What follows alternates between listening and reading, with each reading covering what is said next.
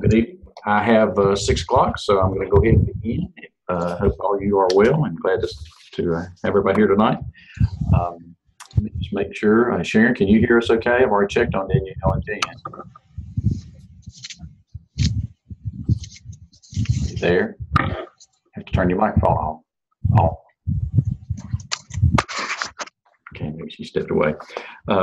Tonight we're going to talk a little bit more about reform, and we're going to specifically focus on reform implementation tonight. I'll be giving a lecture about that, and we'll be actually within the context of that looking at a couple of video clips in that. I've just warn you now, I found that transitioning to these video clips in Zoom, just kind of like WebEx, is not the easiest thing to do, and so it'll be a little bit clunky as we do that, but hopefully we'll be able to go through that and take care of that okay tonight. I want to briefly discuss your reform papers topics, make sure we've got everybody there, and then talk just a minute at the end about making sure everybody's lined up for the next couple of weeks as we move into the presentations about PLCs. And so that'll be our agenda for tonight.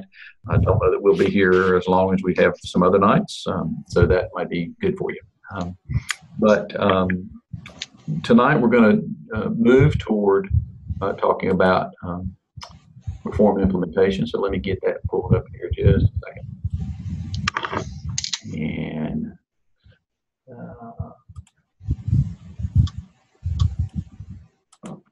so hopefully somebody tell me, can you see the reform implementation PowerPoint? Yes. Very good. Thank you, Jan. And again, I'll have to go in and out of this a couple of times just because of the way the videos play. I embedded them in the PowerPoint, and I should have not done that, so I'll know that next time using them on Zoom. But as we talk about reform implementation, it always brings to mind the old joke, and it is an old joke. This thing was a thermos can keep some things hot and some things cold. Of course, the punchline then is, how does it know? So what does that have to do with school reform? Well, it's sometimes hard to figure out exactly how we know if a reform is or is not working, or whether it is going to be successful, or whether it has been successful. And so, that's a how does it know kind of question. It's one of those things sometimes we really don't know until later on down in the process. And so that then begs the question, how then do we, how do we determine, how do we know if a reform has been successful? What tells us? And so again, we're working out of the Tyak and Cuba book right now. In this first part of the course, then we'll transition starting next week into the DeFore and the Acre books, and then pick up with the Fulham book at the end. But how do we know? And Tyak and Cuban, although again this book is dated, and we've established that point early on, there are several things that they say that we would use to determine the success of educational reform. And the first of those is measures. So, when you think about measuring the success of and this tonight I want to hear some discussion from all of you. So, be sure and turn your microphone on when you're ready to contribute something or discuss something. But, what are the measures that we might use to determine the success of a reform? What do you think? Give me some examples. Testing process. That was the first one I had on the top of my list here. That's good. What else?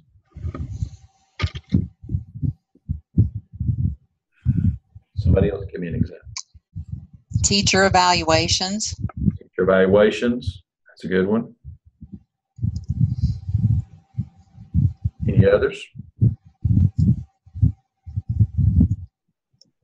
How about other kinds of data? What kinds of data would we use? What's the big one we use now, really, to judge whether schools are being successful. I'd say graduation rate. Those kinds of rates and things. There are lots of measures like that are data-driven points that we have. But do you think all measures are academic?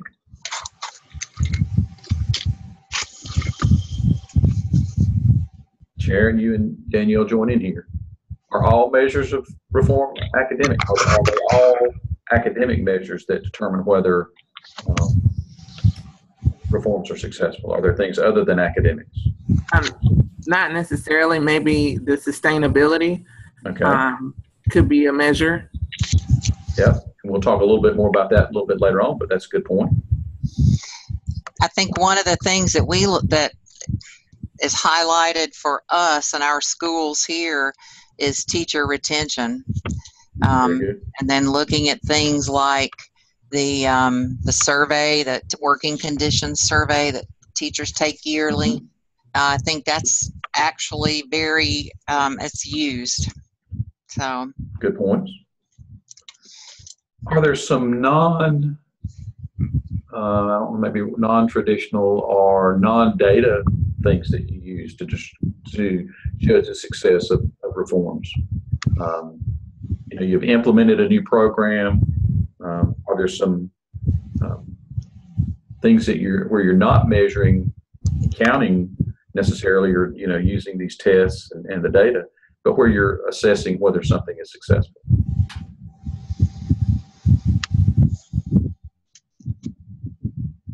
How about phone calls? Does that sometimes give you a measure of the success of a reform? it could. It could, with people, with parents or others calling. It may be that the phone calls are parents calling to express satisfaction, or it may be that parents are calling to express distress, or it may be that you're getting some calls about people wanting to replicate your program. And so that can be a measure of success in reforms. I know when we implemented year-round schools in Mooresville many minutes ago, we were constantly having visitors, and it was those phone calls that we had. What about donations? Could that be a measure of success? If people are donating to the cause, donating to something that you're wanting to do, maybe it's a textbook or a supplemental book drive or something like that, and you have people donating, that can be a measure. Could PTA attendance be a measure of reform success? You think? I think it indicates the buy-in and commitment of a community. I agree. That's a good point. What about students? Are there anything measures from student standpoints other than the academic data, test scores, graduation rates? Are there satisfaction, and we're going to talk about satisfaction here in the next bullet, but are there things that students may contribute data that will help you determine measurable data that will help you know if it's successful? I guess you can point to climate surveys if you had students complete one of those, just to assess their well-being and how they feel if they're being successful within the environment. Yeah, I think at my own house, one of the big reforms, maybe not certainly not an academic reform, but an operational reform that we've had, has been the inclusion of healthier menu items for children to make them healthier so that they're better students. There's a lot of good, maybe good is not the right word. There's a lot of feedback that comes with that. My daughter comes home real frequently and says, "Oh, we had this terrible thing to eat." And so, there are a lot of measures, and I don't want to belabor the point, but there are a lot of measures that will indicate the success of a reform. Well, TAC and Cuban, TAC and Cuban also point to satisfaction. We've already kind of touched on that. Who needs to be satisfied, and how do we determine the satisfaction? What are the measures that we use to determine satisfaction? Some of the same ones. What are they? What's the biggest one? Somebody's already said it. Surveys. It could be informal Measures like we just discussed, PTA meetings and those things. It could be feedback at town meetings. It could be focus groups. There could be lots of ways to measure satisfaction. Now, satisfaction is not necessarily an indicator of the success of a reform. And so that's important that we keep that in mind, especially as you think about doing needs assessments that we talked about last time. There, just because people are satisfied with a reform doesn't mean it's necessarily a good reform. And just because they're dissatisfied with a reform doesn't mean that it's not a successful reform. Can you think of a reform that's gone on that people have been dissatisfied with, yet it was doing the kinds of things it needed to do? I think, well, there's dissatisfaction in small pockets of older teachers with the implementation of PLCs even. Yeah. But we know it's the right thing to do. We know it's a game changer for education. Good point. Any others? Safety comes to mind for me on this one, and some of the things we've had to do in recent years have not been popular, but they've been successful. People haven't been satisfied with them, but they've been things we needed to do. So that's important. Okay, let's move on. Another measure of determining how reforms are successful is cost. What kinds of costs are they? You have your personnel costs. Okay. The people involved. Mm-hmm. Okay. Costs for new materials or something. Yes, new materials costs. Facilities and maintenance of facilities. Exactly. Yeah. Are there some intangible costs? Time. And you already mentioned it. Teacher, the wear and tear on teachers, maybe, and the treading on the goodwill kind of thing when we do something that they really don't buy into. So those are things. The costs are not always quantifiable. And at times we can't really completely know a cost on some reforms. But the big factor is, does it matter? I put here the question that we've got to ask: can we scale the reform based on what we know about the cost to the extent that it's a valuable course of action for the future? So, if we're going to implement a reform and it is just so cost prohibitive that we can't do it in other schools, then it really isn't a reform. It's a little bit of an experiment, but if we're not going to be able to replicate it elsewhere, then it does matter, and that's something we need to know. Are there other things that you think of that are measures of success of reforms that maybe Tyke and Cuban didn't mention that you think might be measures? Well, one thing I think it's important that's going on now in Cumberland County, we're having reform with attendance. We have a new slogan now called "Every Minute Counts." And so we're trying to work on to improve test scores overall. We're wanting our students to come to school. And so we're making that a very strong notion now for teachers to teachers, but parents not to check their students out, their children out. So. Any others? Good point. From my hat and chair as a superintendent recently, I would say school board elections are another one. Sometimes are the measure of success, but there are things out there that we do that are other things that might indicate success. So let's move on. Reforms, as Tyke and Cuban say, reforms tend to accumulate one on top of another, adding rather than simply replacing what went before. I do think that reforms do interact. They build upon each other. They play upon each other. Sometimes we've had the experience of reform being implemented and it causes us to do something else. Sometimes a reform is implemented that it causes us to abandon something else. So I'm going to show you a couple of pictures, and I want you to tell me which one you think illustrates reform. There's one. And there's another. The picture on the left, on your left, or the picture on your right? Which one do you think illustrates educational reform? Somebody give me your opinion. I think the one on the right. Okay, tell me why.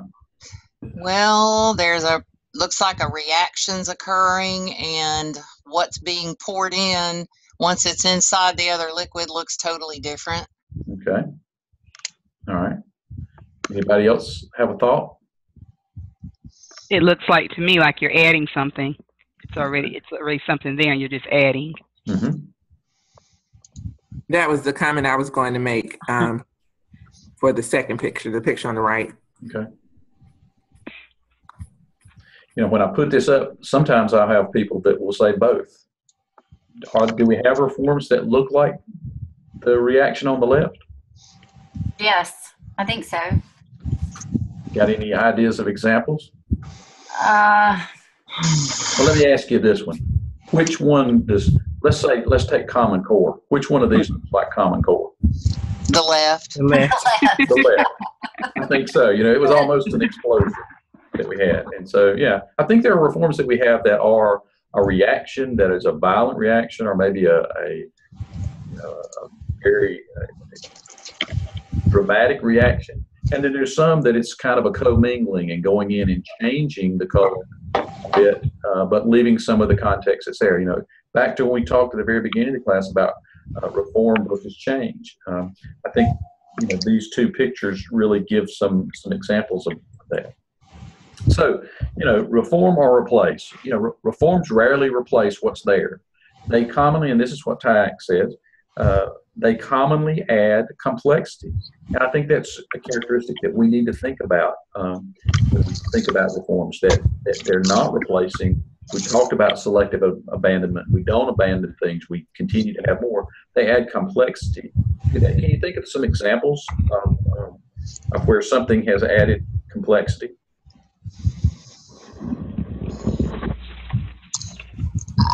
The first thing that comes to mind is the research I'm doing for my research paper and project, and that's the grading over historically. It's become much more complex, but nothing's really changed over time. Okay. So grading has gotten more complex, the grading practices. It has, in terms of how it's used and the reasons or the needs for the different scales that we use, but the basic of categorizing and ranking has not really changed. Yeah. You know, I certainly don't steal any of the thunder from your presentation, but I can't help but, you know, think about the past days when it felt like a lot of times, well, you know, you walk into the classroom and pretty quickly the teacher sizes you up and say, well, you look like an A or you look like a B. We certainly don't do that anymore. We have to justify what we're doing in terms of grading practices. So that's any others that you think of that where something has added complexity as a reform? well, like for example, with the charter schools. I'm sorry, Lauren, say it again.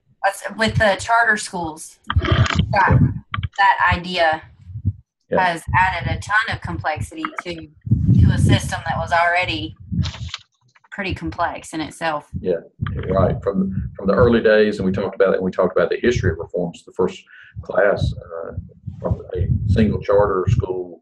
Now we have different variations on charter and the different ways that they're deployed and approved, managed. And so, yeah, you're right. Yeah. Good. Okay, well, those are some good examples. Let's move on in the interest of time. You know, the next question then are, how are reforms implemented? And some of this is given some of this is my own thoughts about it as I read and have studied their work in not only your text but a couple other places. You know, reforms form through adaptations, and they're implemented through adaptations, and there's various ways that can happen, and they point out some of that. There we go. You know, sometimes it's with fidelity. Sometimes, you know, we implement a reform and it's done well and it's done properly and it's done with the right kind of training. That means it's really thorough in its implementation. Sometimes it's merely adequately. We didn't not a home run. We just implemented it with good sound practices. Sometimes reforms are adapted through being ignored. Sometimes we have reforms, and Jen, you mentioned it about the old-time teachers here. Sometimes they just say, "Oh, that too will pass. I'm not gonna worry about it. I'm just gonna close my door and do the things that I've been doing." All of these are ways that a reform, once it's begun to be implemented, can change and evolve a little bit. And so sometimes it's just a total disregard for what it is. Central office sent that down here, but we don't have to do that. We'll just do it the way we've always done. Sometimes they're implemented poorly, and that can cause an adaptation. We planned for, PLCs is a great example of that. We planned for the way that we'll do PLCs, and we don't give sufficient training, and we don't give sufficient time, and they're just poorly done. And so they adapt, and from being something that's really effective to something that's moderately effective or marginally effective. And sometimes they're just implemented wrongly, and that's the way their adaptation occurs. We again didn't give training, we didn't give time, we didn't give equipment, we didn't give money. It's one of those things where I see that, I think, a lot of times with some of the technology initiatives that are being implemented now. We started out, and some of the early adopters of one-to-one device initiatives got a really high-quality machine and phased it in and had the kind of training and all that kind of thing. And then the next thing happens, another school system says, well, we can do that. We can use a lesser machine or lesser training or lesser staffing. And so it's implemented wrong. Sometimes there's adaptation of reforms through sabotage. And that's a little bit different, I think, than being ignored. Sometimes people aren't on board, and either there's a problem with leadership or a problem with education or a problem with the just customer focus of selling that reform, and it happens and the teachers just sabotage it and decide that we're not going to let that be successful, and we'll show those folks at the central office that we're not going to adapt. Sometimes it can be misinterpretation, and that kind of is somewhat of a combination of these others. At times we'll have a reform that is intended to do one thing, and people misinterpret it, and it adapts. And reforms do have I kind of look at them like the old lava lights. Remember those lava lamps that we used to have? Y'all didn't have them young, but they had that stuff in the middle, and it would kind of just bubble around and evolve. Sometimes I think of that as I think of reforms in that those reforms are just kind of evolving and changing. Sometimes they're misinterpreted. Sometimes that we didn't do a good job as school leaders in conveying what they're about and why we're doing them. Sometimes they're over-applied, and by that, Ty can keep it, I think, that we decide, hey, this is going to be something we need to do, and we over-apply. I think about that one, and again, this is not really a heavy reform, but thinking about some of the safety things. We have gone to extremes with some of those things, where a child can't bring a mail file to school or for a project, or they're just so over applied. Sometimes they're underfunded, and we've all experienced that, where we want to reform, we want teachers to do something, but we don't give release time, or we don't give staff development time or staff development dollars. We don't give the kind of professional considerations we need to give, and they don't happen. We don't give the equipment, all those things. Sometimes reforms are just simply had wrongly. That, I think, is intent. They're wrongly done, but I do think sometimes it's just the wrong reform. Sometimes it's not the right answer. It's not that we've implemented it wrong. It's that it's just the wrong thing to do, and it's not something we should do. And then finally, I think sometimes there's adaptation, and not sometimes, I think always, adaptation of reform includes multiple components of these.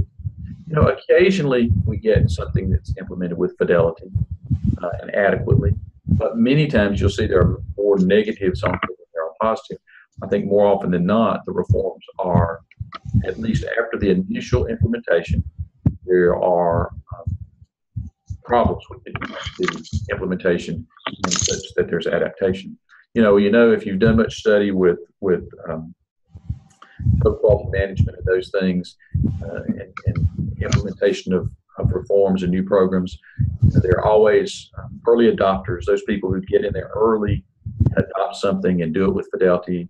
And the bulk of our people will adopt, something in that normal distribution. It's a bell-shaped distribution that we've got those early adopters over here. We've got most of the people in the middle, and then we've got a small group that are lagging implementers, and they'll implement something last, and a lot of these things will happen. And so you just need to think about, as you're talking about reforms and thinking about your reform plan, how will you ensure that those reform plans and the reforms that you would suggest are implemented with fidelity, adequately, and that these other things don't happen. You need to begin with an understanding that sometimes these things can happen. And it may be you're planning on communication, or you're planning on professional development, or you're planning on budgeting. All of those things may influence how the adaptation plays out over time. Tyke and Cuban suggest that there are some steps to really making sure that a reform is successful, and that you need to do these things. The first of those is fidelity to the original design. Is the reform design being carried out in a way that it was intended?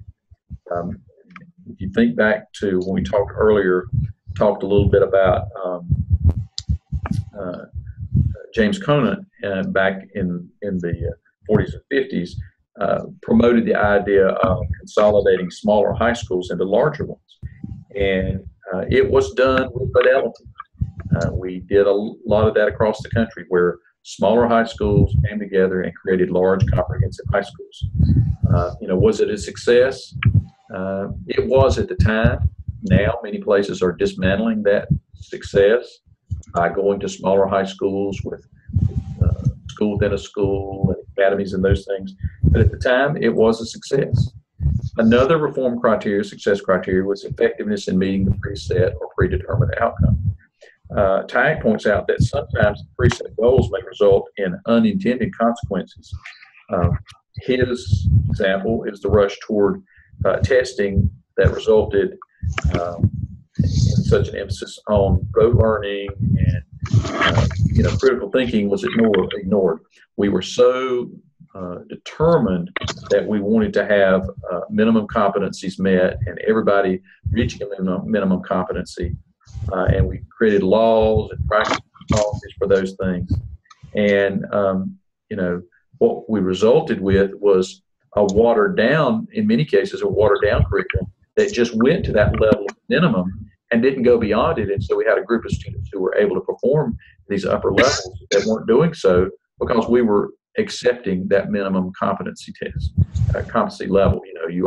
Many of you have been teaching and involved long enough to remember when we did the competency test.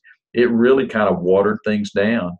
We met the predetermined outcomes, but we didn't go beyond that. And so, there are things, though, that sometimes we have unintended consequences that are good from something. And again, Tyke and Cuban point out, I think their example was pushing of more science and mathematics courses, and the predetermined outcome there was more math and science courses, which was what we wanted to do to raise the level of math and science performance, especially in the 50s and early 60s as a result of Sputnik. But what really happened too was that we saw gender equity in terms of course participation. And so we saw more females participating in those courses and being more successful. So it is a complicated picture. And then finally, another criteria for determining sometimes if a reform is successful is longevity. This is a tricky one. I think some reforms need to last, while some reforms, I think, need to evolve into something else. Sometimes too quick and a reform won't take hold, too long and it may stall. some reforms that we have may not need to last a long time. Can anybody think of a reform that we needed to implement but that didn't need to last a long time? Any ideas?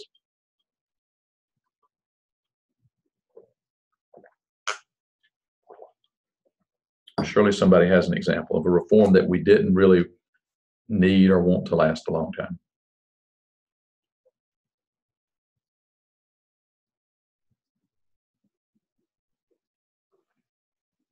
Nobody? Everybody thinks the reforms that we've had have lasted the right length of time.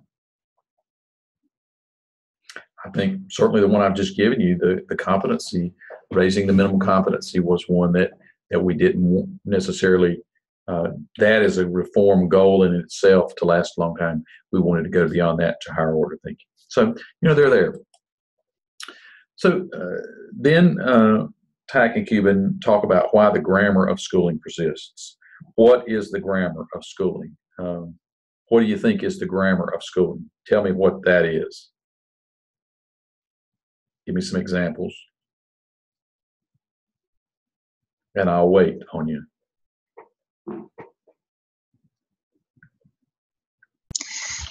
That refers to the structures that we continue to hold on to, the leveling that we do of students, grading practices. It's a whole raft of things. Yes. Schedules, outcomes, expectations. It can be just a variety of things that are within our structure, the way we do it. And we do it because we've always done it that way. I don't know. Do any of you, let me just ask this question. Do any of you have anything other than permanent hard paper copies of the essential items in your cumulative folder? I have anything, anybody that's doing a purely electronic cumulative folder? Never seen it. Why not? Why aren't you doing that? People want to hold on to tradition. Well, you don't trust the technology? You don't think they trust the technology? What is it? You think about everything else we've got. You have electronic copies of teacher evaluations. You have electronic copies of payroll documentation. You have electronic copies of academic work, their grades. But yet we hold on to that structure. That's the grammar that's just an example of the grammar that Tyke is talking about. Why does that persist? Why does that grammar hang on? It's what we're most comfortable with. Good point. We're comfortable with it. And it likely due to just a mindset. Okay. Having to shift that somehow, but that can be difficult. Who else? What else do you think? Possibly because not everybody has access to something like the technology they would need to access the records. That's exactly right. I think a lot of our practices are dictated by societal norms. I think the university systems have dictated a lot of, especially by the high school level, a lot of the things we do. Ranking, the transcripts, GPA. I think those are consequences or the results of the needs of other areas, not necessarily a school. Good point. It is traditions, it's things you said, comfort levels, it's complexity, it's the difficulty within the organizations that we have, which are very large and very complex and very hard to turn. Think about what we have in public schools. Is there any, I'll use the word effort, is there any operation more broad and complicated than what we do in schools. You know, there's just not. You think about it, in most communities, it's the largest restaurant, it's the largest transportation, it's the largest child care, it's the largest employer. All of those things, the expansiveness of what we try and do in schools really causes a lot of this to persist. So, you know, do you think it will continue to persist? Will the grammar that we have continue to persist?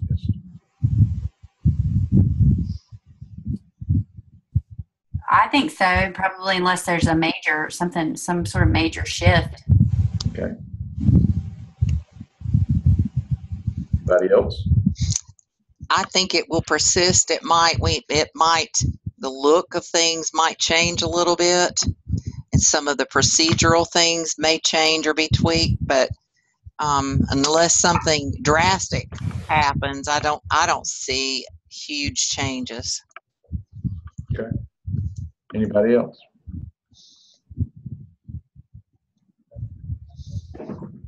You know, the example, the thing that is always in my mind when we talk about this is, I think about going to the World's Fair back in the late 80s in Knoxville, Tennessee, and there was always a crowd around the little building there where there was a car parked, and they would pull somebody out of the crowd and say, come and sit in the car, and we're going to let you in the car call your family or your friends.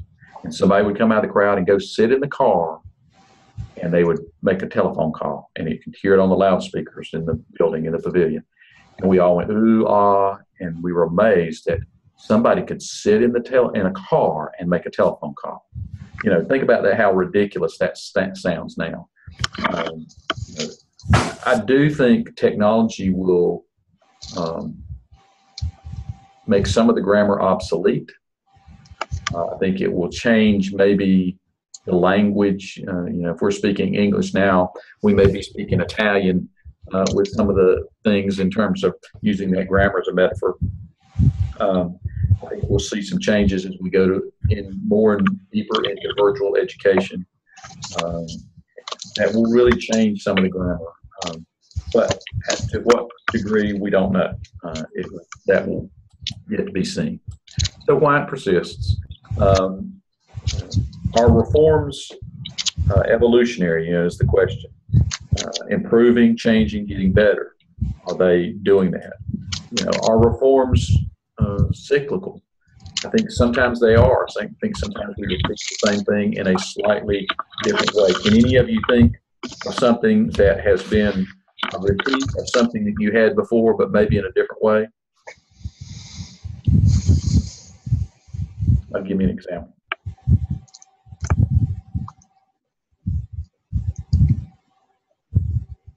Well, I know the K2 assessments have changed. We're going more towards the TRC, where at one time we would use them as running records. So that has definitely changed in elementary. Okay. But have you thinking of things that you've done before and they come back around in some slightly modified form? Can you think of anything? Maybe response to intervention that's taken on a few different forms, although it's, you know, kind of still similar, but have been a few changes. It kind of adapts and changes. That's what TAC and people are talking about there. You know, again, what's the difference between a reform and just giving teachers the latitude to do what they think? You know, they raise that question. Maybe rhetorically, maybe not. You know, at times we should be just giving teachers the latitude to do what they think is best, but we don't do that. And, you know, you think about, when thinking about the context of reforms and the grammar of reforms, how many reforms are add-ons? How many of them are things that we just heap on top of what we're already doing in terms of adaptations rather than systems changes? Why are we just adding a little program, adding a little different twist on something rather than changing as we should? So DeFore says that culture is as important as structure. I think that's one of the reasons why we see grammar persisting. We've not done a lot really to change our culture. I do think as we talk about PLCs, that's one of the things that's changed the culture in some places. We have a little bit different culture. It's a slow moving change, but it's a change there. What does he mean? What role does culture play in the initiation, continuation, and success or failure of reforms?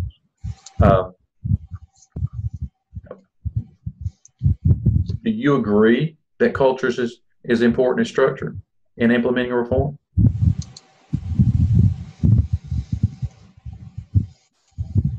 I do. I think depending on like the culture, for example, of a system or a school, if you have a culture where they're maybe really slow to accept something new or to try something new, it's going to be difficult to do much or to try to implement a new reform. But if you have a culture that's maybe a lot more acceptable of change or trying something new, it may be easier. So, in general, Lauren, do you think that cultural change is more difficult than structural change? I don't know if it's more difficult, but it can be difficult.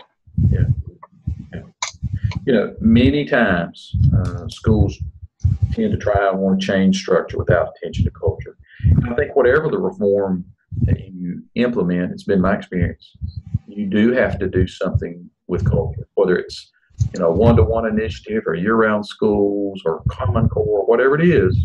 You're going to have to do something to take a look at culture, and I think that's why it's critical when we get into the PLC piece in the next few weeks. The pieces where we talk about mission and vision, values, all of those things are important, and we don't spend enough time attending to those. And we use PLC certainly as an example, but that's just one of the places where we need to look at that culture and think about it as we change. The Tyke and Cuban use these as kind of some examples. They're a little dated, reform change examples to see what we think about those. Let's talk about each of those. Kindergarten, do you think, did they work? Did kindergarten work?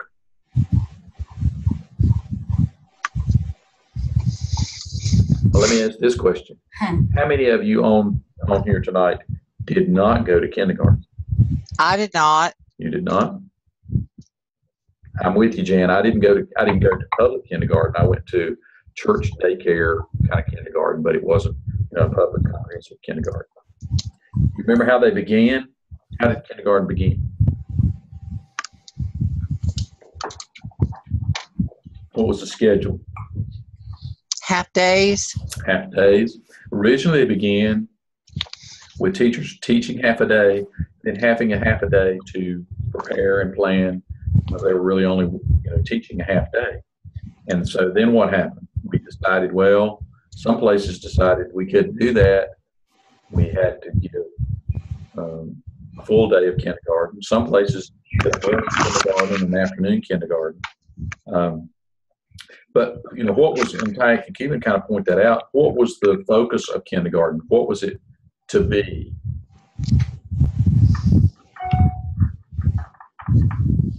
You remember, it was a transition from what to what? What were you transitioning children from? From being at home and to be able to get along, be around, work with groups. Yes, it was from a home to school transition. That's why it was a half a day, and so we could do that transition. But it morphed into something more. It morphed into looking just like school. And Tyke, Cuban talk about this, and I think it's true. One of the unintended benefits, we talked about that earlier a little bit, one of the unintended benefits was that it did help grades 1, 2 be more like kindergarten at times than they were prior. They begin to use centers and be more child-centered. So it did have some benefits, some unintended benefits, some characteristics that were adopted in the upper grades. But it was a reform, and it was one that that we've had now for 50 years. Do you think it worked? Was it a good reform? This is your opinion. There's no right or wrong answer. I guess what makes me feel like I'm changing my mind about it is after studying other countries that have been shown some success without starting, kids in school so soon. Mm-hmm. Anybody else? Any of you all taught kindergarten? No. So, I think their views are mixed. I think there's some good things about it. I think there's probably some negative things about kindergarten. It's ingrained now. Again, after 50 years, we're going to, I think probably you would get run out of town for a lot of reasons. We're just going to do away with kindergartens. One reason is parents are happy and glad to see those children get out of paid daycare and come to free public schools all the time. But, the question is, there are parts of it that worked and parts that didn't. And I do think there, back to that list of ways that reforms can be adapted and implemented, certainly there's some differences. Some places it was done with fidelity, some places it wasn't. The other example was the junior high movement. Remember, it started out with the notion that the founders of junior high school movement were very critical of public schools and said this was a way to change what's going on in public schools, to change the design. They were, again, like kindergartens, intended to be transitional from going from elementary school to a comprehensive high school and to be transitional. They did become more like high schools over time. They were later replaced by middle schools, which went maybe to the far end extreme. They became mini high schools, and then we came a little bit back to the middle. And some of you will be old enough to remember all the work that went into changing to middle schools, where we did advisee, and we did intramurals and not scholastic sports. We did competitive scholastic sports. We had some of those things that were happening that caused them to be replaced, middle schools to replace them. And then, lo and behold, in recent years, we've begun to replace some of those middle schools with intermediate schools. And so this was, a reform example. TAC and Cuban talk about it. They spend a lot of time talking about it. Did it work? Was going to junior high school a good reform, do you think? What do y'all think? My experience, it was, because I was with the city district back when they still had the junior high, and the 9th grade is and it's, research based. It's a big transition year for students. And my experience with it supported a transition age for students. Good. Others? Well, I've been in all of it. I attended junior high schools. I taught in junior high schools, and then I taught in middle school. I was a principal in an intermediate school. I helped lead the district through the transition from junior highs to middle school. I've been right there in the middle of this reform, kind of off and on throughout my professional career. And I do think there are some good pieces. I think there's some bad pieces. I do think there are places where it was implemented with fidelity. I do know there are places now that even today, even here in Cleveland County, are going back to a more student-centered approach with advisee, different kinds of programs like that. Questioning some of the emphasis on scholastic athletics. It is what it is. It's one of those evolving things that I think we have that is still evolving now. Okay, let's move on. I need to move. So they talk about reinvention. Where did the ideas and impetus for education reforms originate? Where do they come from? Where do our ideas for education reforms come from? Other countries. Okay, other countries. We've certainly done that. Look in this class already.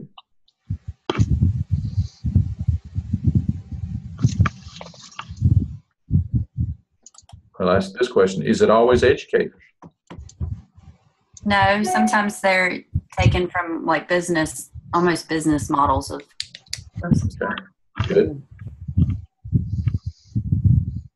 Any examples where you think reform came from somewhere other than educators?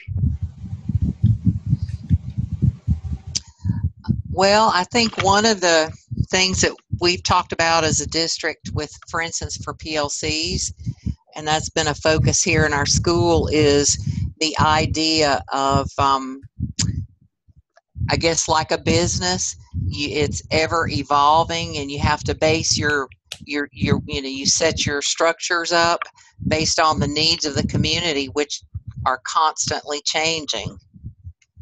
And that's a business practice. Yes. Any other ideas?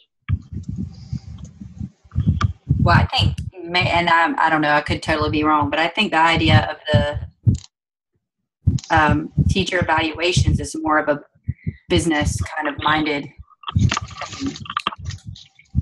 Yes, and it's based on the business principle of, of salary increases based on merit.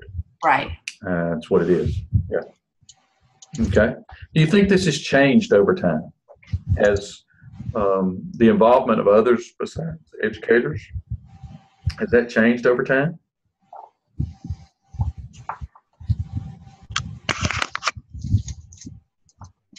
I think so.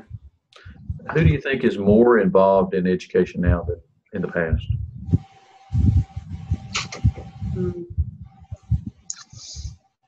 When I say lawmakers or politicians. Yeah. I think so. I mean, I think that's one place where we've seen the reinvention of schools. Politicians, can you think of, you know I know you can think of lots of examples of things that came down the road from the politicians that educators maybe didn't believe were the right things or weren't proposing or weren't proponents of. They came from legislators. We just have to pick up the paper about any day and we'll see that kind of thing happening. So, how influential are outside forces regarding reform? Do you think, are they more influential now than they used to be? I think so. Yeah, I believe you're right. I do think they are more influential.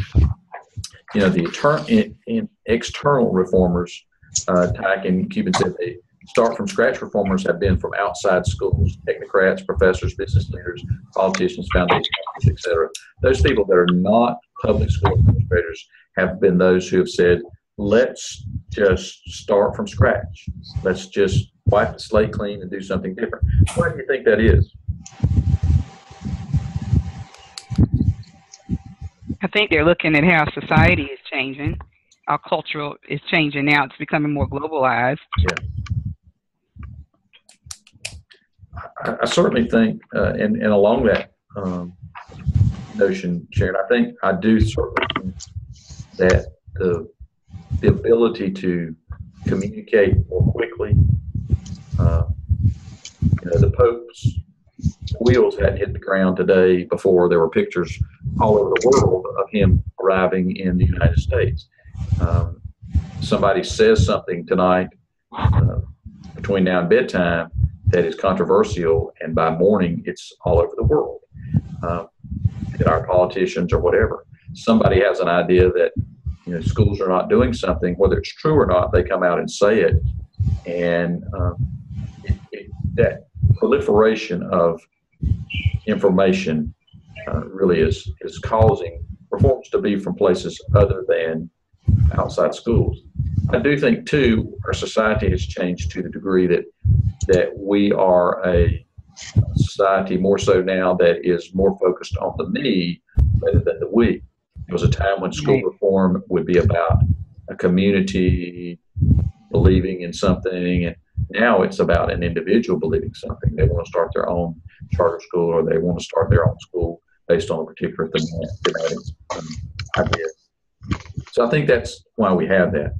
How does reform happen? Where does it originate?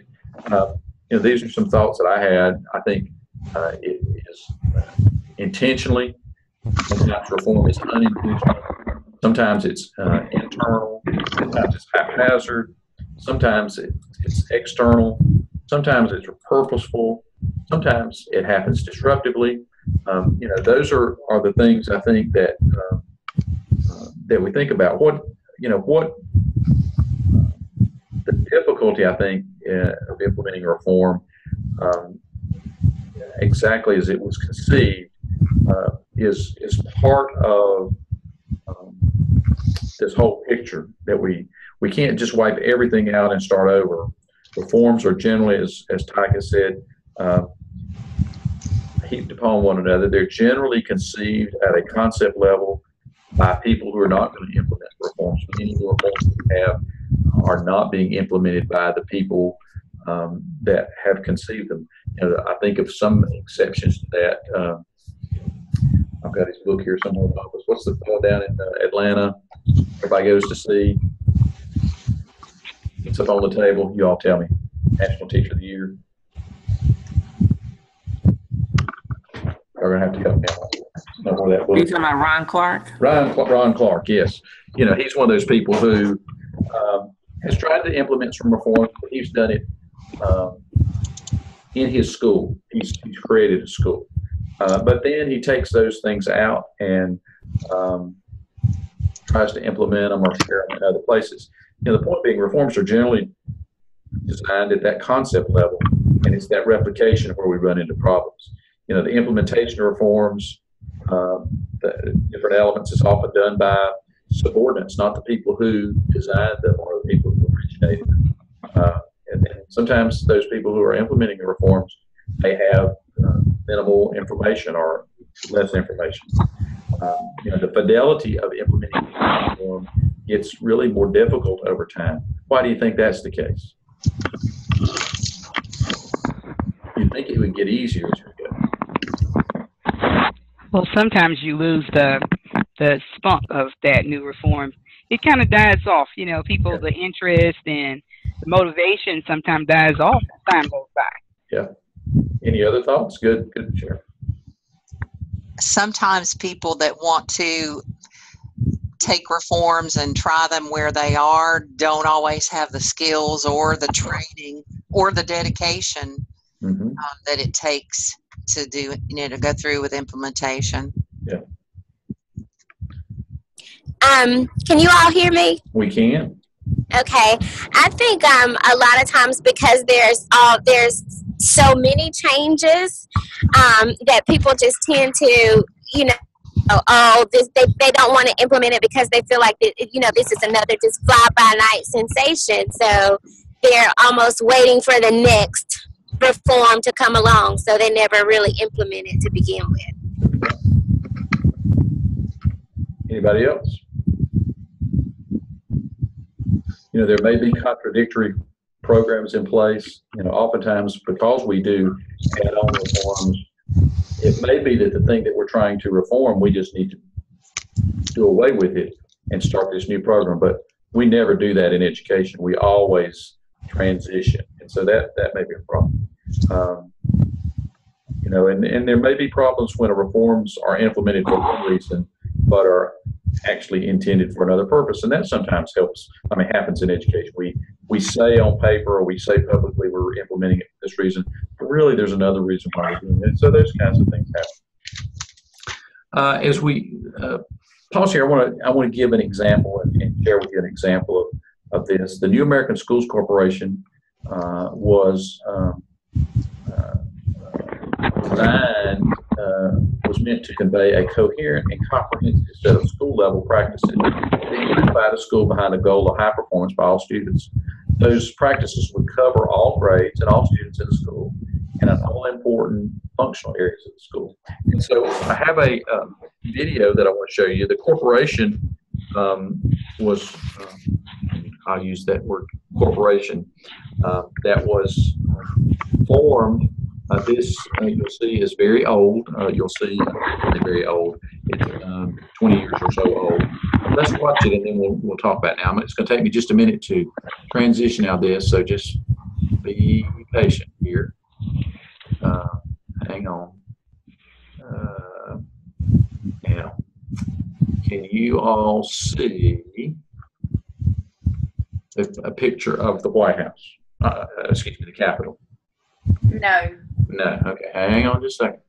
Don't anybody go away. I'll get there. It's going to take me just a minute. I know what I have to do. Hang on. Here we go.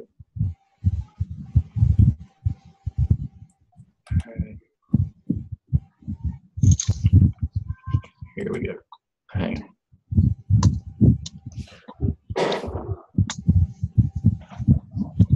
And I'm going to have to undo my headset so you all will be able to hear it. So now do you see a picture of the Capitol?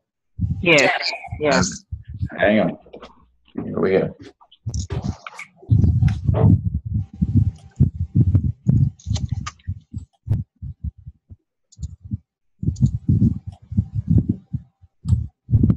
That we can help, with which we can meet the challenges of the future. So whether you're a civic leader, as I'm here, or a CEO, and many here, an educator, an elected official, each one of you is a pioneer ready to lead our children into a new world of possibility. I am confident the new American schools will indeed shape the next American century. So I really want to thank you all for being a part of this. Thank you for what you've done so far and for all that you are destined to do. We have a first-class team, and we want everybody here and many across this country to be a part of it. So good luck. Thanks again, and may God bless the United States of America. Thank you all.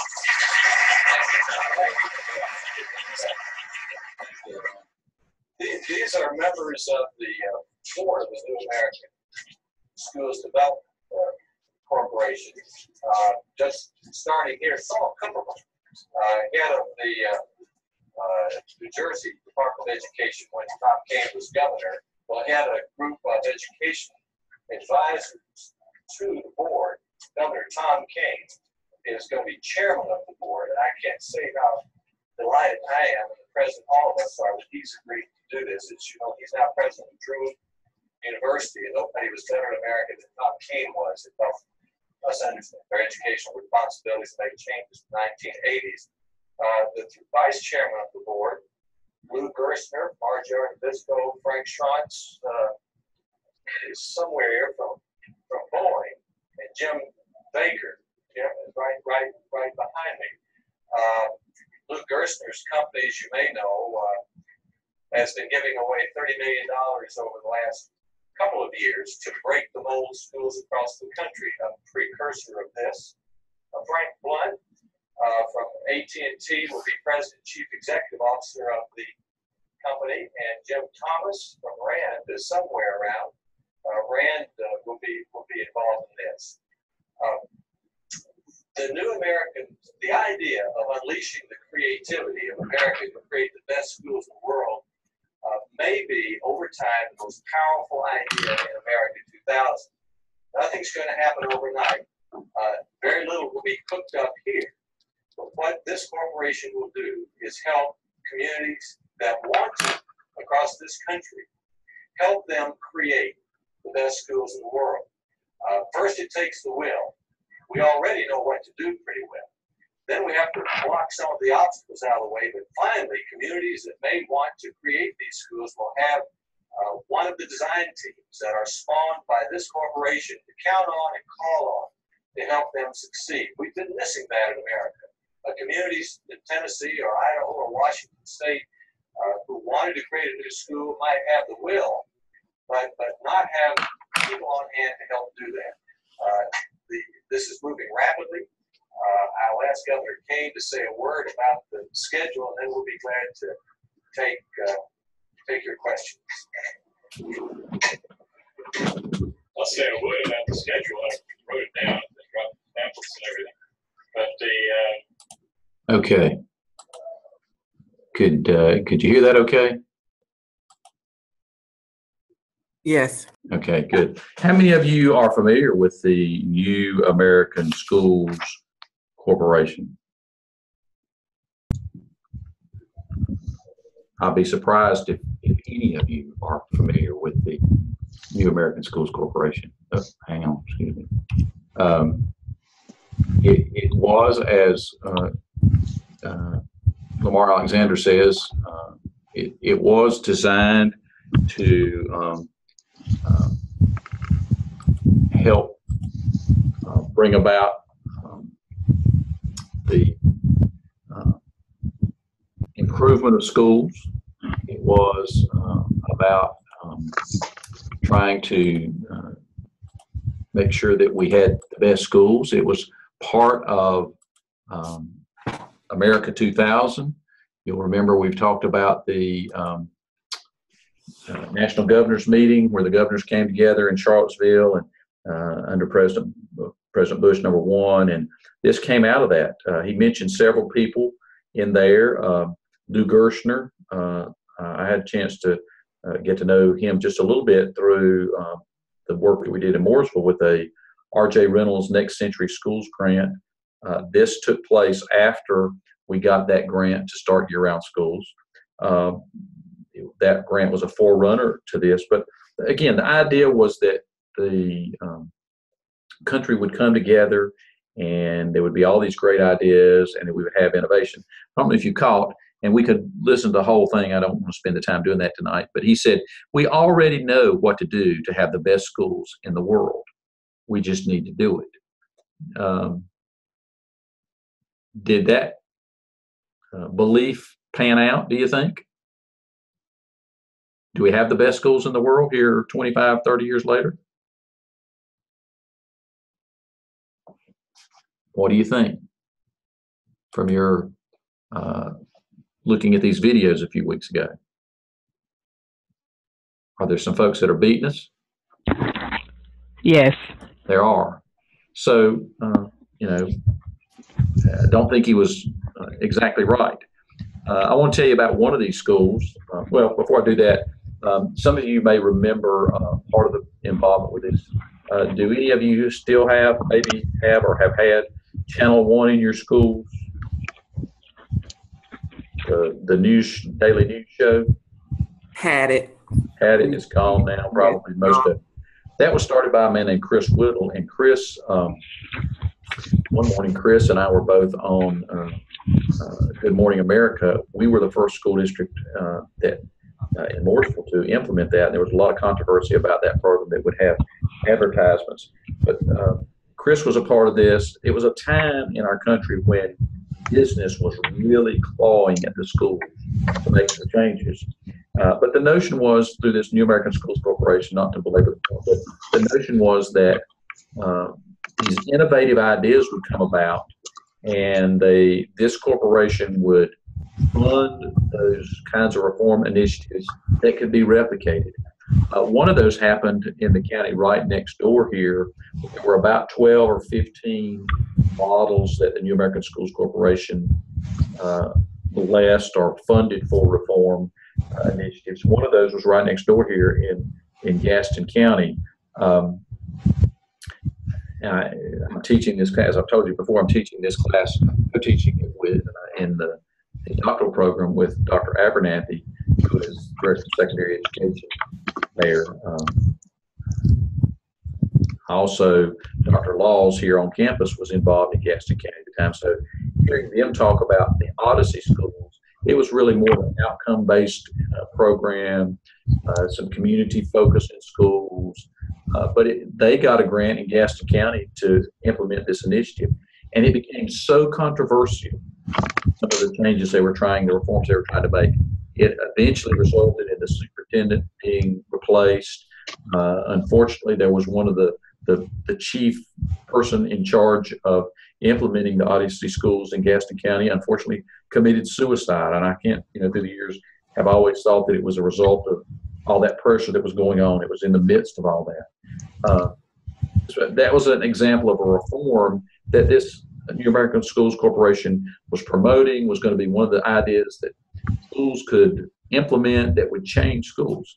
Well, here we are 30 years later, and none of you have heard of the New American Schools Corporation. I would doubt. If you did, you only heard it from reading in a textbook. You don't find it, if you do much research on it, you won't find it in anything other than 20-year-old documents. These business leaders thought they had the answer, but did they? Obviously not. It didn't stick. It didn't hold. Here was an example where the business was coming in and going to change the kinds of things that were going on in schools. They were going to put some money in it for grants and that kind of thing. And it didn't happen. It didn't occur. It wasn't successful. So we do have businesses doing that. But one of the latest, and I should have pulled that book. I got it right here in my office. Some of you may be familiar with a book by Clay Christensen, Disrupting Classrooms or Disrupting Class. It's about how disruptive innovation will change the way the world learns. We're going to see Clayton speak in just a minute, but he coined this term. It's taking a business concept and applying it to school reform, educational reform and change. He contends that 80% of the teacher work is spent in monolithic activity, teaching to the whole class, teaching to the whole standard. And Christensen, in this notion of disruptive education, contends that innovation gathers or forms on the edges, in the periphery, and comes into the system and creates a disruption that'll spawn other reforms. And that's the way we should be reforming. Reform should be disruptive. And we'll talk about, we could certainly have used this text by Christensen and as part of this class, because it really is one of the things that's guiding some of the talk that's going on now about innovation in schools. So let's take a minute. And he says that disruptive innovation is a process by which a product or service takes root initially in simple applications at the bottom of a market and then relentlessly moves up the market, eventually displacing established competitors. That's the business vernacular. But what he's saying is that the reforms in education and in disruptive class will move up through the system, through the education system, not kindergarten through 12th grade, but as a grassroots kind of reform change that's happening that comes up. Certainly PLCs has been one of those things. When you think about DeFore, he was a high school principal in Illinois. He implemented this in his school, and it kind of happened, and it's kind of bubbled up as schools there's been a groundswell as schools have done that. So do you think disruptive innovation happens in education? I think it's happening with charter schools and the idea of parents having, our vast technology and the ways of communicating now, and they have a voice more than they did in the past. And, we're having to worry about marketing our public schools now because of the competition. So I think that's disruptive in many respects, the competition of charter schools and private schools. Good point. Any others?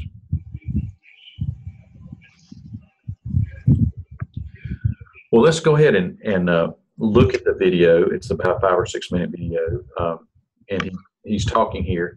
I will tell you too, there's another video that will be on the PowerPoint. We're not going to watch Mike Horn's video, but I provided it for you as a link there. Mike is a co-author on Disrupting Class, and he goes into a little bit more depth about the research and work that Christensen and the other authors have done. But I want you to hear Christensen, and so give me just a second. Here, it'll take me just a second. Let me get out of here. It takes me just a second. Hang on.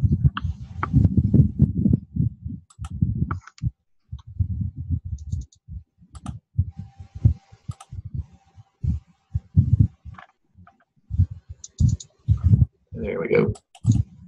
All right, I'm going to share this, so you should.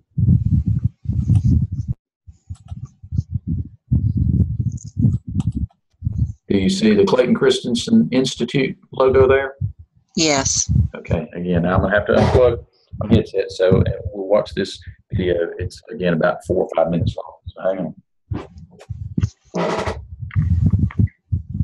Just a second. I try to Clay on this point because Clay wrote this recently that there are quote, exciting possibilities on the horizon for education. The reason we haven't progressed down those paths doesn't have to do with the state of the technology. It has to do with how the technology has been implemented. Employing a disruptive approach presents a promising path toward the vision of a transformative classroom. So better implementation of technology in the classroom, what does that look like to you? As a general rule, technology typically is rarely inherently sustaining or disruptive. It depends upon how you deploy it in the marketplace that determines its disruptiveness. And why disruptiveness is a virtue is new technology.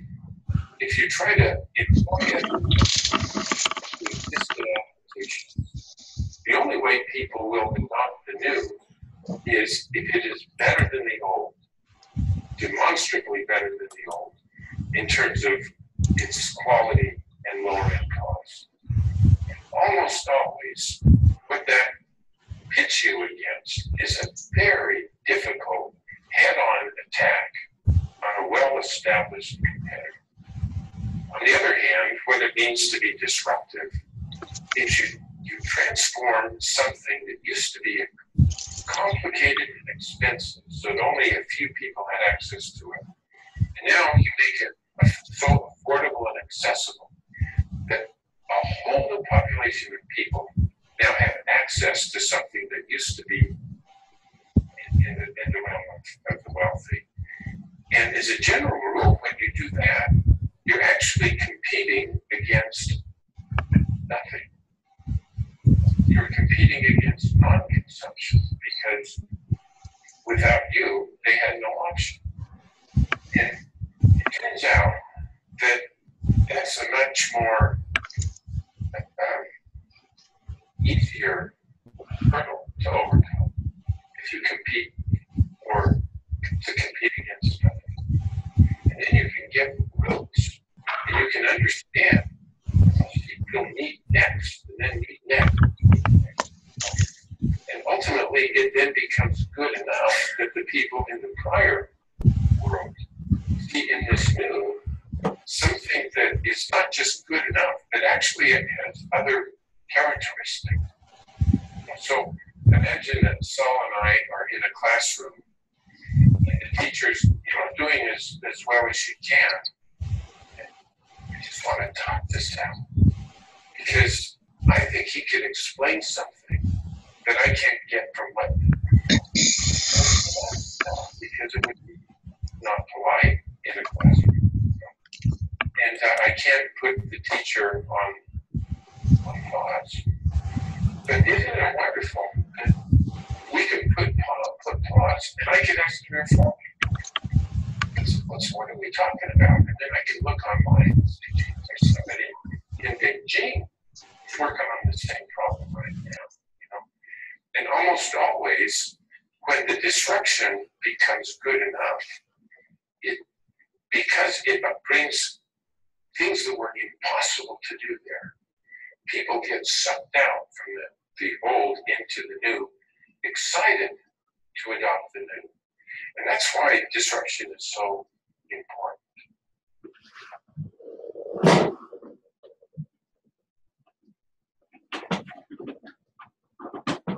I apologize. It takes me a minute to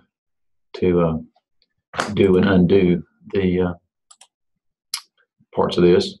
But what do you think? What's he saying?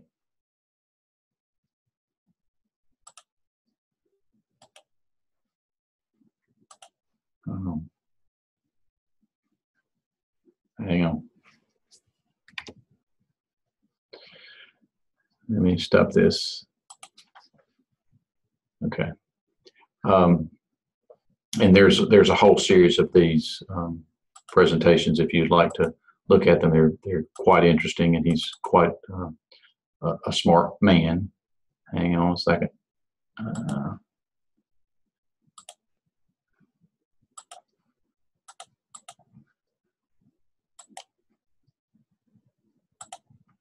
Okay, should be back to our slide. What do you think of that? What does he mean by competing against nothing? Any ideas?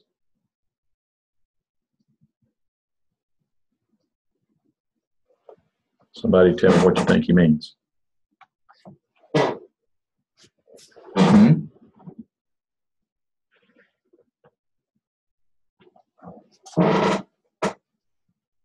Anybody have an idea?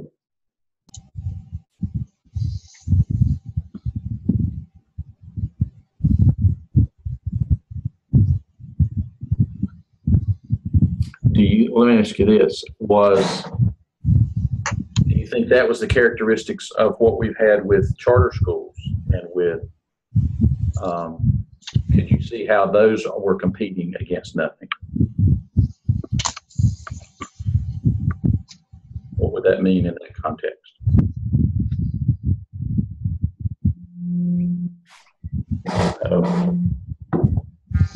The only thing that comes to mind is that there were no choices. Without the disruptive piece, you don't have anything else to choose from. Okay. Think about it in the context of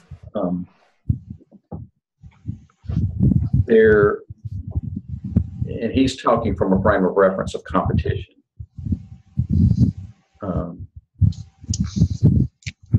There really wasn't, the public schools were competition, but in the minds of those who were thinking about those reforms, they really weren't, because those were not things that that people were willing to accept, I guess. They weren't a product that people were willing to buy.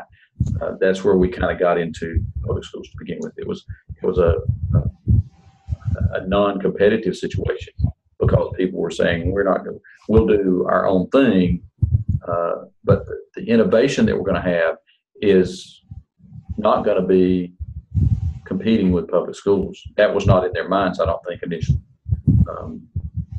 There certainly has been work by legislators to eliminate that notion of competition among public schools. So, really the thing that comes to my mind when I think about Christensen's work and read his work, the word vacuum is always at the back of my mind. There's a vacuum in that there's an empty space that's to be filled. And I think that's kind of the notion he has about disruptive innovation. It's disruptive because it in some ways challenges the status quo, but in other ways it is out there creating its own energy and its own synergy. And I think that's the notion that he talks about. If we were to watch the Horn video tonight, and again, we're not going to watch it tonight, it's about 15 minutes long, and I'd like for you to watch that. You come online and go to the PowerPoint. You can play the PowerPoint just like you normally would play a PowerPoint, and single click on that link and it'll get to it. But Horn makes some predictions. He says that 83% of high schools offer online courses. But he's predicting that within 5 years that 50% or more of schools will be online. Right now we only have, and it's hard to believe this, but we only have about 12% of our courses right now in public schools that are online, 10%. As of 2012 was the latest figures. It may be a slightly higher now. Only 12% are in fully online programs. 45% of our college students have taken at least one online course, one online class in their career. He makes that assertion that half of schools within 5 years or so will be completely online. Do you think that's a possibility? Is that a disruptive innovation? Is online stuff disrupting what we do? What do you think? It has been a challenge in some schools, and I know that the new state requirement that all, this year's sophomore class was the first group that has to have an online experience prior to graduation. And it's disruptive because we have to reconsider where it's held, Yeah. Coverage for the class, supervision. There are lots of other factors, and they're really struggling with that at the middle school level right now. Here they are. Everywhere they are. Other thoughts? Other ideas?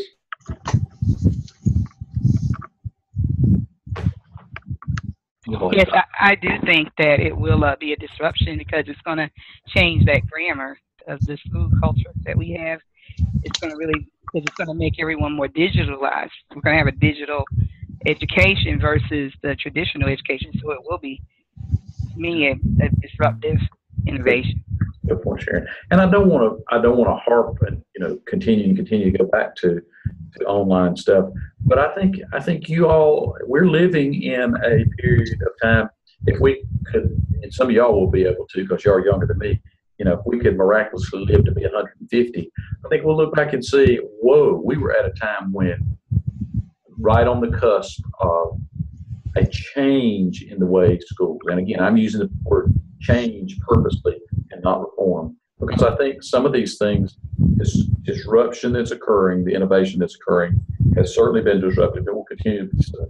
I would commend that you read Christensen's book if you haven't. It's a good read. Well, let's go on. Let's tie all this back together because we've got one more quick video we want to watch. What do TIAC and Cuban mean when they say reform should be designed to be hybridized? What do you think they mean there? They should be changeable. Define changeable. Or flexible to meet whatever the needs are, wherever they are, or wherever the students are. Okay. So they wrote this 20 years ago. Do you think it's still true? Are they right? I think so. I think so. I think so. Okay. How does that relate to school grammar, the grammar of schooling?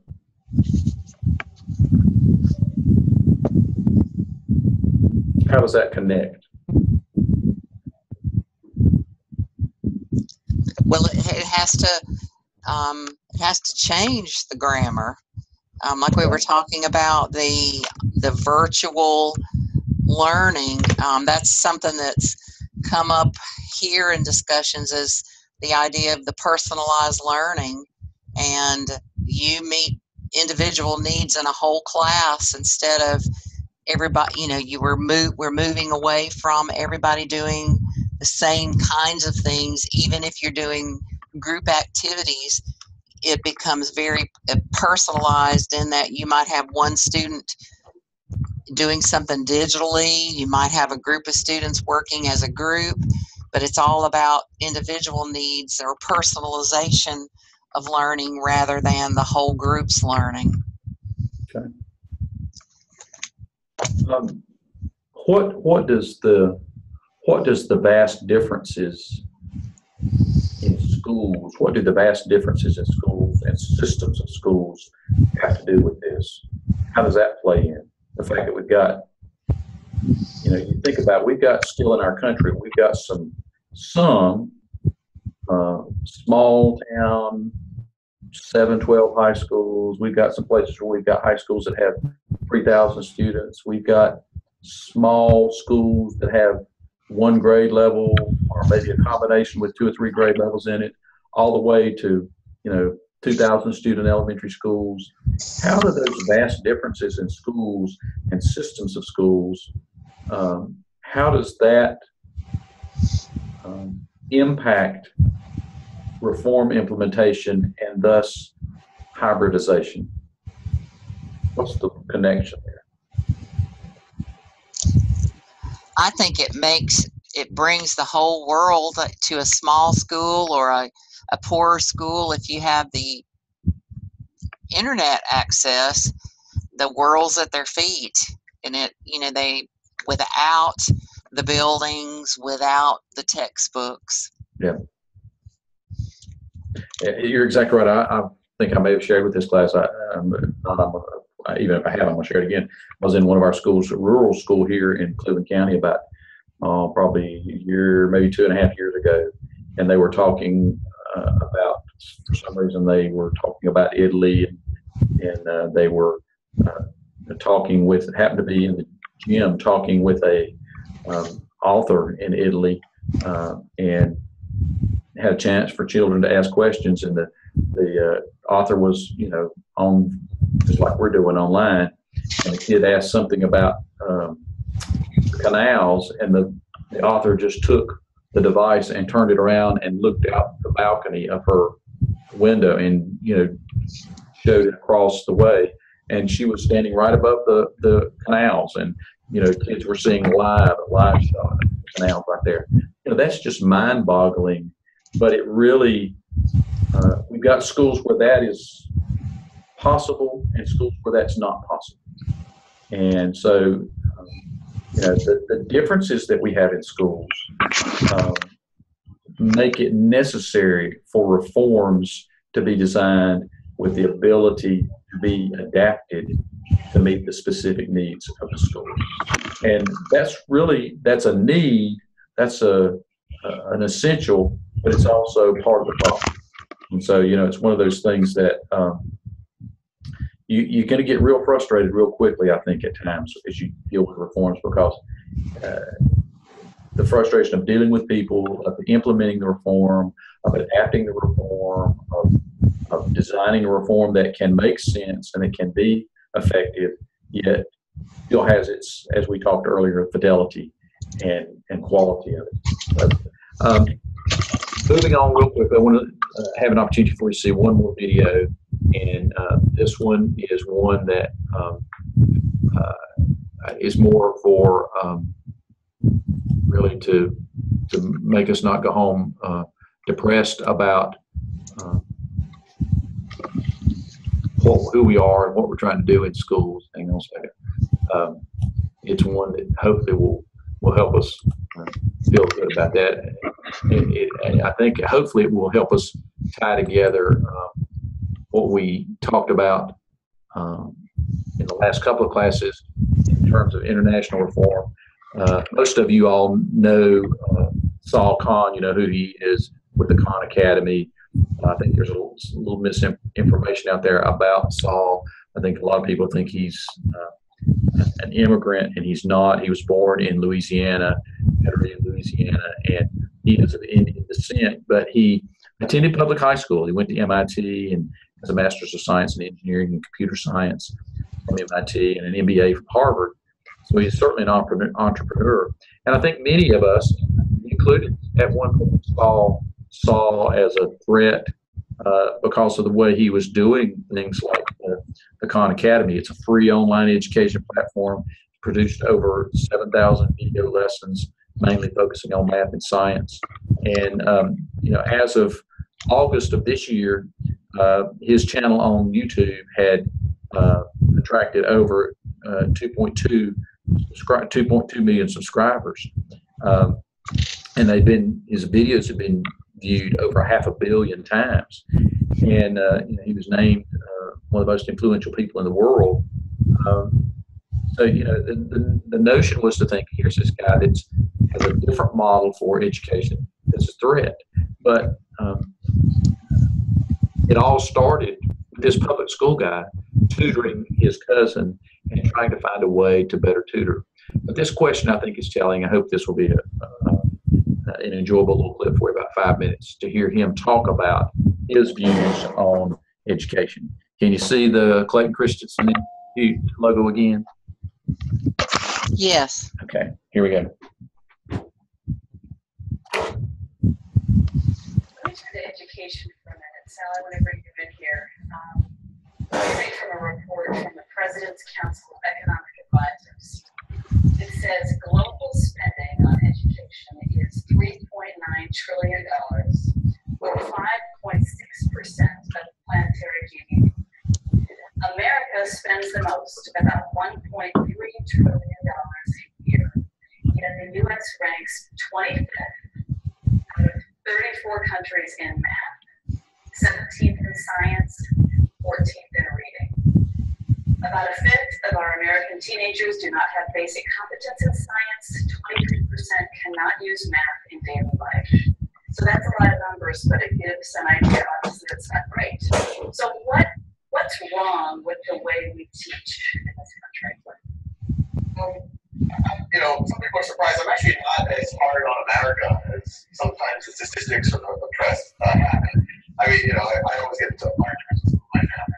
It's some content. They're like, oh, the kids here, you know, all our kids can get some food and whatever else. And I point out that, well, how much percentage of the people in Calcutta or Dhaka were even in school?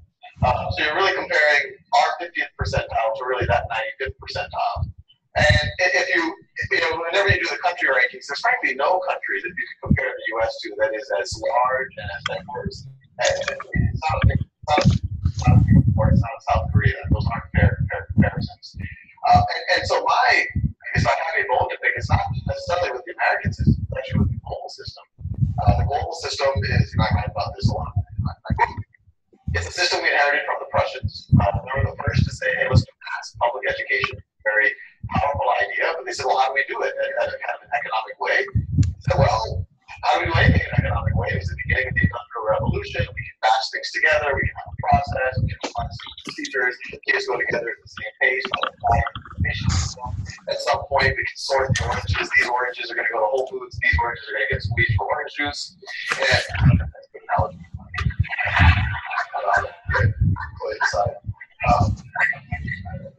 But it's and then the U.S., Japan, the other, you know, it's no coincidence. These are the first major industrial powers kind of inherited the same system, and it was really to produce a workforce for the Industrial Revolution, people who knew just enough to work in a factory or whatever else. And now we are looking for people who can be creative, who can think of new ideas, who can be disruptive. And the irony here is, I think America, regardless of its education system, does it better than anywhere else on the planet. And if anything, it's not about what's wrong with the American system.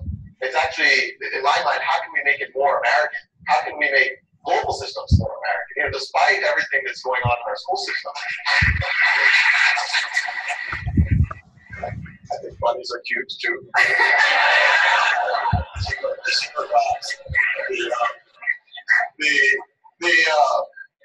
But it really is. I mean, regardless of what's happening, if you look at, you know, there's all this doom and gloom about America, but if you go like 50 years ago, 60 years ago, you looked at where are the most innovative companies in the world. Yeah, there were some in California, there were some on the East Coast, there were some in Europe, there were some all around, all over the planet. And if you look, as we get closer and closer to the present, the concentration has frankly gotten more and more concentrated about 20 miles around where we are right now. And frankly, this is, in my mind, the most American part of America. And so, in my mind, what we need to do with our school system is, okay, at any point in history, the ideal was always students learn at their own pace, it's focused on the student, master concepts before moving on. That's always been the gold standard. That was just never feasible, never practical. You'd have to have a private tutor for every student. Now, with technology, I think you can get to that standard. We are starting to prototype this in schools and see really great results. And the irony here is we're using technology to make the classroom more interactive. Interactive not with technology, interactive with humans, with students talking to students, students doing new projects and whatever else. And so the future I'd like to see, you know, not to, I could talk obviously for hours about this, but a competency-based future. Right now our school system is seat time-based. At the university level, it's literally credit hours. I think it's, students learn at their own pace. When they go to a class, it's not lecture-based anymore. It's literally peer-to-peer instruction, multi-age group cohorts. You could actually liberate what happens within classrooms. We have multiple classrooms together, teachers teaching together. And when students graduate, they don't just have a certain GPA. They don't just have a Bachelor of Arts or Bachelor of Science. They have a portfolio of skills that they've proven competency in. They have peer assessment on how good of a teacher and a mentor they were, which is important. That's a more important skill than learning the factor of polynomial. And they have a portfolio of creative works, which is completely unaddressed right now, but it's something that every employer actually cares about.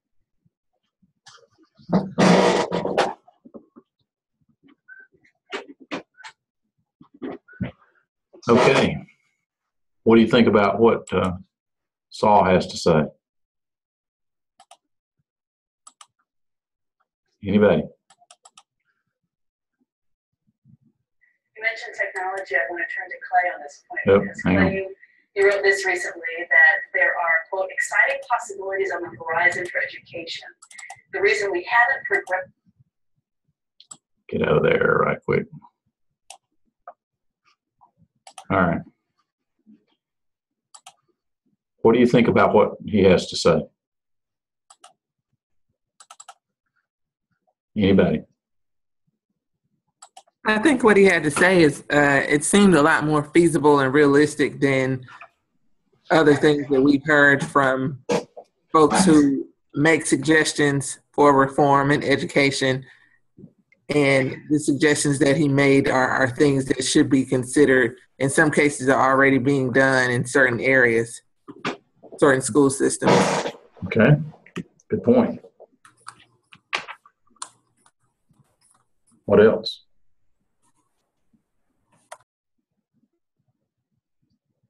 You heard what he said about competency versus seat time. Peer-to-peer instruction versus teacher-led instruction. What's he talking about there? What would what would Tyack and Cuban call it? Would that not be what they're talking about in terms of grammar? He's really talking about structure. And,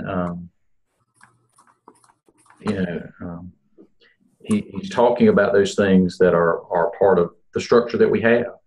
And, I really like to include that one here, that example here, or that video here, because I do think it begins to tie together what we've, talked about related to these countries. We can get just down in the dumps, I think, about where we are at times, thinking about the overwhelming nature of reform. But I think he's exactly right. We're looking at a country that's different. And I do think part of the vastness of our country and the vastness of our education system is what they're talking about here in terms of reforming the grammar. How does the grammar cause the impetus for innovation to be outside schools? I do think partly because we're so entrenched with our structure and we're so entrenched with the things that we do that there's a kind of blinders on by the people that are inside, because the structure has been so indoctrinated to us. The question then is, can those who don't know or understand the grammar contribute to success? I certainly think so. I think he is an example that he didn't really understand the grammar. He didn't understand the rules by which we play school, and has made an impact. And I do think the grammar does evolve with reform, in that we will see these structures change. And again, as I say, we'll look back on them and see something totally different in a while. So some parting wisdom. I think if reform, it's easy to get discouraged or give up. And I think if we'll just think, if reform is easy, it would have already been done. If reforming schools to a new model was easy, it had already been done. I don't think there's a lack of a will to make schools better, or make teaching better, or make learning better. I think it's complicated. And, when we reform in one area, that means it's going to affect other areas. It's not an isolated system. There are interlinking parts. And as we reform in one area, then we're going to see changes in other areas, and it's going to be complicated. And I do think there's some of us that are striving for better. Those of us who have lived in schools and know schools, we're striving for better. There's some out there who are striving for new, and I don't think either side is bad. Either position is bad. I think certainly the intersection of those two is usually the final outcome. That's what we'll see. We'll see changes that will be for the better of schools when we have a Clayton Christensen and a Saul Kahn who are out there thinking outside the box, and when they're working in tandem with people who are making some internal reforms to make things better. I always go back to the title of the book that we're finishing up with tonight, Tinkering Toward Utopia. Certainly we're not tinkering. I think it's more serious than that. But I do think we are always striving to be the very best we can be, and that's what reform is about: trying to evolve the system, evolve what we've got into something better. And I think that's really, even though Ty Cuban's book is 20 years old, I think it's relevant. Even you can, if you want to go out and do a little search on these guys, you can find more recent things by them. But I think the message is still resonates today with what we're doing. Are there thoughts, comments, questions, anything anybody wants to add or ask about as we finalize this topic tonight? Anybody? Okay, let's talk just a minute about, let's see, I think I have, did I? Yes, have our weekly tasks. You should be able to see. You've got some assignments for next week. The reading, chapters 2, 4, and 5. We'll begin to read into DeFore and Acre now. Remind you that when I say DeFore, that's and the way I pull those books up here. When I say DeFore, that is the book that has DeFore as the lead author, the Professional Learning Communities at Work. And when I say Acre, that's the Getting Started book that has Acre as the lead author. So that's kind of the way I've designated those. You'll need to continue working on your presentations for your topic that relates to the chapters in the book. We'll start those next week. Excuse me. And I believe I've got that list. Let me pull that up for you just a second so you can see who has what. Just to remind you, I believe I loaded that. Yes. You can see there. We'll begin next week.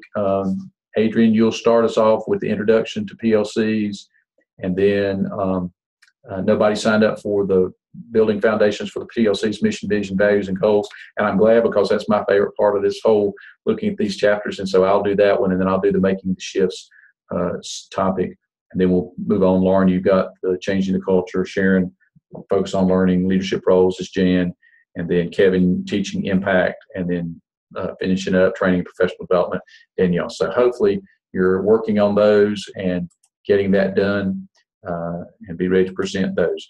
What I will ask you to do is, if you do use a PowerPoint on those, I'll ask you to just share that with me. The reason we do that, I'll post those on Blackboard, and I just want you to know that, so that may have an effect on how you put things together. But I like to put those on Blackboard so that you as a class have those as a resource. If you're doing some PLC work in your schools, you can use your classmates' work and help you with PLCs. Okay? You need to be continuing to work on your reform topic research papers. Those are coming up in about 3 or 4 weeks. We'll have those. And then one assignment on the discussion board this week.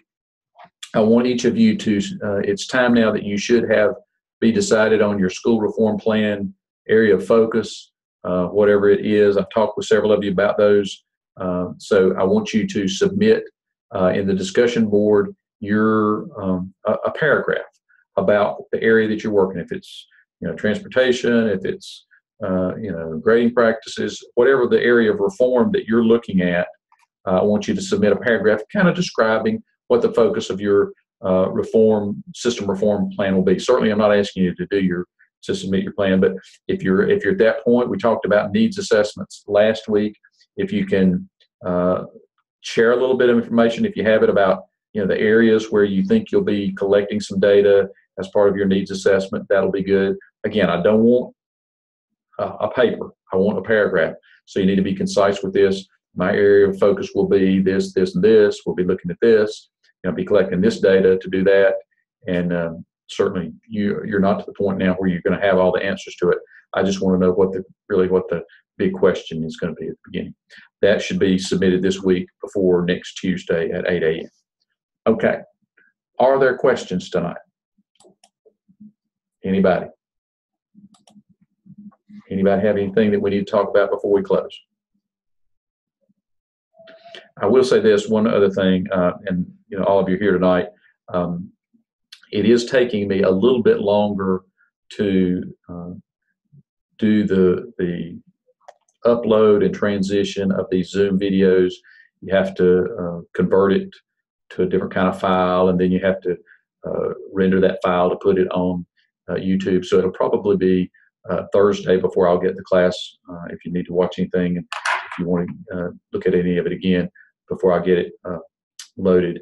The PowerPoint is on Blackboard, and so you should be able to go into Blackboard. And if you want to go ahead and look at that Mike Horn clip, you can do that now, and all that's in there. I've also got a list of the, if you're still questioning about when your presentation for your topic is, that list is also posted in there. So all that should be in there, available to you. Any questions?